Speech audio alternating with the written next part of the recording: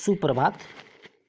आज हम लोग बेसिक शिक्षा के बारे में जानकारी प्राप्त करेंगे। 1935 ईस्वी के भारत सरकार अधिनियम के अनुसार 1937 में भारत में द्वैध शासन को समाप्त करके प्रांतों में उत्तरदायी शासन की स्थापना की गई। 11 प्रांतों में से 6 में कांग्रेस के मंत्रिमंडल थे। शिक्षा का दायित्व इन्हीं मंत्रियों के हाथों में था। महात्मा गांधी के विचारों से अनुप्राणित होकर बुनियादी शिक्षा प्रकाश में आई। इसके संबंध में अविनाश लिंगनम ने लिखा है कि बुनियादी शिक्षा हमारे राष्ट्रपिता का अंतिम और संभवतः महानतम उपहार है। जैसा कि आप जानते हैं कि महात्मा गांधी उच्च कोटि के राजनीतिक होने के साथ साथ एक महान सुधारक थे। जिस तरह राजनीति के क्षेत्र में उनके विचार मौलिक थे, उसी तरह शिक्षा के क्षेत्र में भी थे। वे इस तथ्य से भली भांति अवगत थे कि भारत के पुनर्निर्माण हेतु शिक्षा की अति आवश्यकता है। फलस्वरूप 1937 में जब प्रांतों में स्वशासन की स्थापना हुई तो उन्होंने देशवासियों को अपने शिक्षा संबंधी विचारों से अवगत कराना आवश्यक समझा।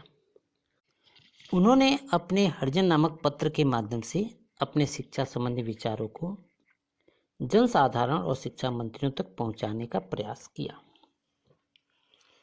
31 जुलाई 1937 को उन्होंने हरिजन में एक लेख प्रकाशित किया जिससे उनके शिक्षा संबंधी विचारों की जानकारी मिलती है। इस लेख में उन्होंने लिखा, राष्ट्र के रूप में हम शिक्षा में इतने पिछड़े हुए हैं कि यदि हमने शिक्षा का कार्यक्रम धन पर आधारित किया तो हम राष्ट्र के प्रति शिक्षा के अपने कर्तव्य को इस पीढ़ी में एक निश्चित समय में पूर्ण करने की आशा नहीं कर सकते। अतः मैंने यह प्रस्ताव करने का साहस किया है कि शिक्षा आत्मनिर्भर होनी चाहिए। शिक्षा से मेरा अभिप्राय है बच्चे और मनुष्यों का संपूर्ण शारीरिक, मानसिक एवं आध्यात्मिक शक्तियों का सर्वांगीण विकास। साक्षरता न तो शिक्षा का अंत है और न ही प्रारंभ। यह तो केवल अनेक साधनों में से एक साधन है जिसके द्वारा मनुष्य और स्त्री को शिक्षित किया जा सकता है। साक्षरता स्वयं शिक्षा नहीं है। अतः बच्चे की शिक्षा उसके उपयोगी हस्तशिल्प सिखाकर और जिस समय से वह अपनी शिक्षा आरंभ करता है उसी समय से उसे उत्पादन करने के योग्य बनाकर आरंभ चाहता हूँ। इस प्रकार यदि राज्य स्कूलों में निर्मित की जाने वाली वस्तुओं को खरीद लें तो प्रत्येक स्कूल को आत्मनिर्भर बनाया जा सकता है। गांधी जी शिक्षा का अभिप्राय बालक और मनुष्य के संपूर्ण शारीरिक, मानसिक और आध्यात्मिक शक्तियों के सर्वांगीण विकास से ग्रहण करते हैं तथा केवल साक्षरता ही शिक्षा नहीं है। उनकी दृष्टि में बालक की शिक्षा उसे समय एक उपयोगी हस्तशिल्प सिखाकर जिस समय वह अपनी शिक्षा प्रारंभ करता है उसी से उसे उत्पादन करने योग्य बनाकर आरंभ करनी चाहिए। गांधी जी का कहना था कि यदि प्रत्येक राज्य विद्यालयों में निर्मित वस्तुओं को लेने का उत्तरदायित्व ग्रहण कर ले तो प्रत्येक विद्यालय आत्मनिर्भर हो सकता है। हरिजन में प्रकाशित महात्मा गांधी के शिक्षा संबंधी विचारों से देश में एक हलचल सी उत्पन्न हो गई। 1937 में गांधी जी वर्धा में थे। वहाँ के मारवाड़ी हाई स्कूल, जो वर्तमान में नव भारत स्कूल के नाम से जाना जाता है, की रजत जयंती का समारोह 22 और 23 अक्टूबर को होने वाला था। इस अवसर पर भारत के प्रसिद्ध शिक्षा शास्त्रियों, राष्ट्रीय नेताओं, समाज सुधारकों को आमंत्रित किया गया था। यही अखिल भारतीय राष्ट्रीय शिक्षा सम्मेलन का आयोजन किया गया और इसकी अध्यक्षता महात्मा गांधी ने की। इसी कारण, चूंकि महात्मा गांधी वर्धा में थे, तो इसी कारण उस सम्मेलन को वर्धा शिक्षा सम्मेलन के नाम से भी जानते हैं। इस सम्मेलन में गांधी जी ने शिक्षा की अपनी नवीन योजना प्रस्तुत करते हुए कहा कि देश की वर्तमान शिक्षा पद्धति किसी भी देश की आवश्यकता को पूरा नहीं कर सकती। इस शिक्षा द्वारा जो भी लाभ होता है उसके देश का कर देने वाला प्रमुख वर्ग वंचित रह जाता है।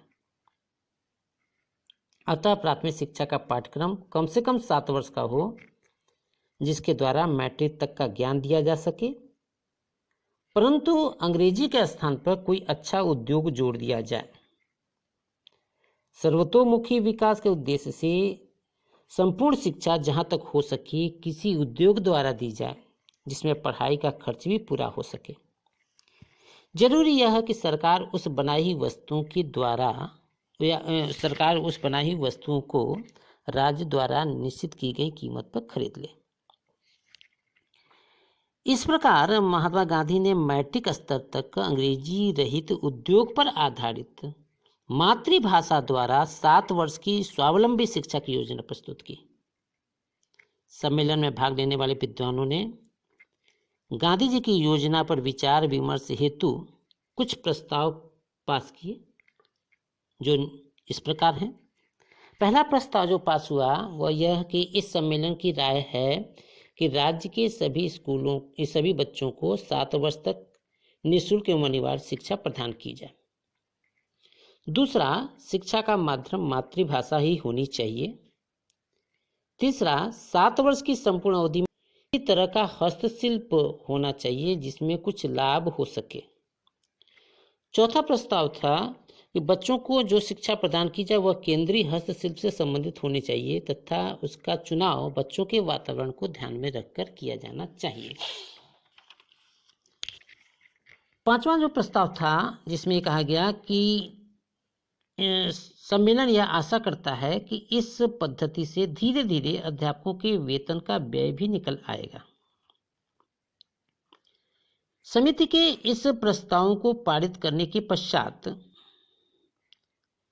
जामिया मिलिया दिल्ली के तत्कालीन प्राचार्य डॉक्टर जाकिर हुसैन की अध्यक्षता में एक समिति नियुक्त की गई, जो कि जाकिर हुसैन समिति के नाम से प्रसिद्ध हुई। इसमें सभापति के अतिरिक्त 9 सदस्य थे, जिसमें आर्य नायक, विनोबा भावे, कालेलकर, काका कालेलकर, कुमारम्पा, मसरूवाला, केटीसा इत्यादि सदस्य थे।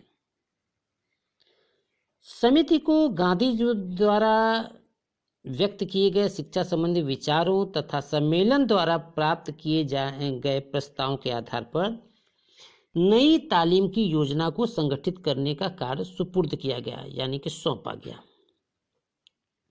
जाकिर हुसैन समिति ने अपना पहला प्रतिवेदन दिसंबर 1937 में, प्रस्ताव कब पास हुआ था? अक्टूबर में 1937 में, और ये दिसंबर 1937 में उन्होंने पहला प्रतिवेदन रिपोर्ट दिया और दूसरा प्रतिवेदन फरवरी 1938 में प्रस्तुत किया।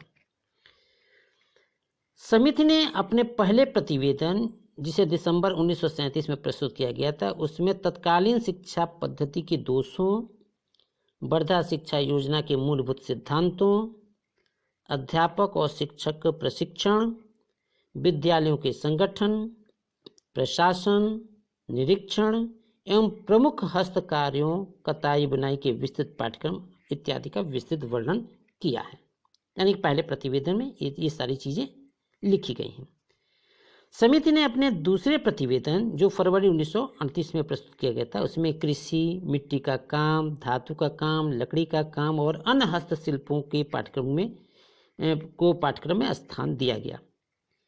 इन हस्तशिल्पों एवं अध्ययन के समस्त पाठ्य विषयों का विस्तृत वर्णन इस रिपोर्ट में, यानी कि दूसरे प्रतिवेदन में किया गया। समिति ने यह भी मत व्यक्त किया कि हस्तशिल्प का अन्य शिल्पों के साथ सहसंबंध होना चाहिए। समिति की प्रथम रिपोर्ट को फरवरी 1938 में हरिपुरा के कांग्रेस अधिवेशन के समक्ष प्रस्तुत किया गया। अधिवेशन ने इस पर विचार विमर्श करके इसे स्वीकार कर लिया और यही रिपोर्ट जो है बढ़ता शिक्षा योजना के नाम से, या यूं कहें कि बुनियादी शिक्षा के नाम से प्रसिद्ध हुई। बढ़ता शिक्षा योजना की कुछ रूपरेखा थी जो इस रिपोर्ट के आधार पर आई, जिसमें नंबर 1 कि इसमें पाठ्यक्रम की अवधि 7 वर्ष की होगी, जो महात्मा गांधी ने कहा ही था। दूसरा कि यह शिक्षा 7 से 14 वर्ष तक के बालक एवं बालिकाओं के लिए निःशुल्क एवं अनिवार्य होगी। तीसरा कि शिक्षा का माध्यम मातृभाषा होगा। चौथा, इस शिक्षा में यानी कि इस बुनियादी शिक्षा में अंग्रेजी का कोई स्थान नहीं होगा। पांचवा, समस्त शिक्षा का संबंध किसी आधारभूत शिल्प यानी बेसिक क्राफ्ट से होगा।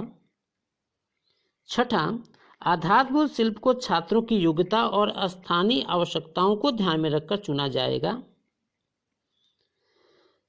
सातवां, चुने हुए शिल्प की शिक्षा इस प्रकार प्रदान की जाए कि छात्र अच्छे शिल्पी बनकर स्वावलंबी बन सके।